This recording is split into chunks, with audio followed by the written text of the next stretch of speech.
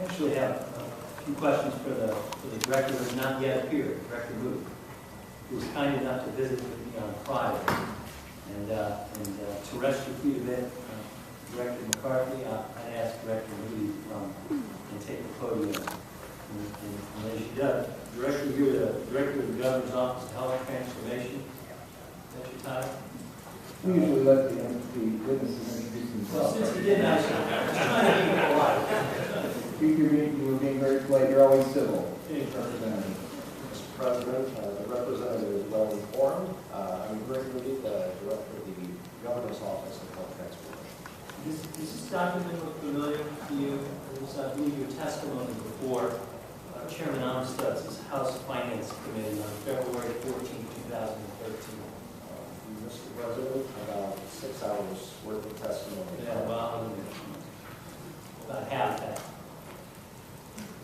Well, in your testimony, you used the word Obamacare 4 times, and according to two notes taken by our caucus staff, 24 additional times in answering questions from members of the Finance Committee. You use the term Obamacare as a descriptive term, a pejorative. Why not Affordable Care Act, and why Obamacare? Mr. President, Representative Redfern, after President Obama himself used the term Obamacare to describe the law, we did use it as a general term. However, whenever we can, we try to be as precise as we can.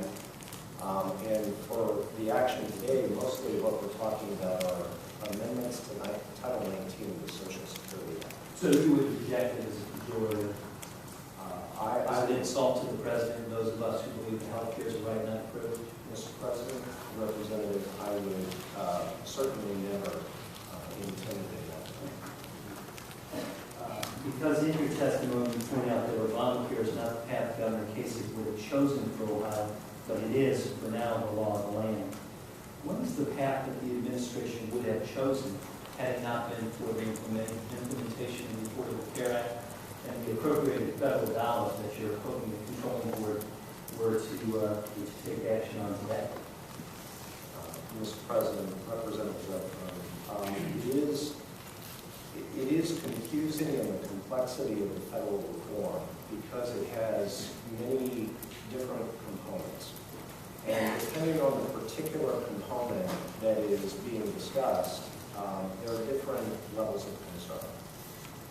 So primarily the concern relates to the federal reforms that change health insurance in a way that includes new mandates, new requirements, new penalties.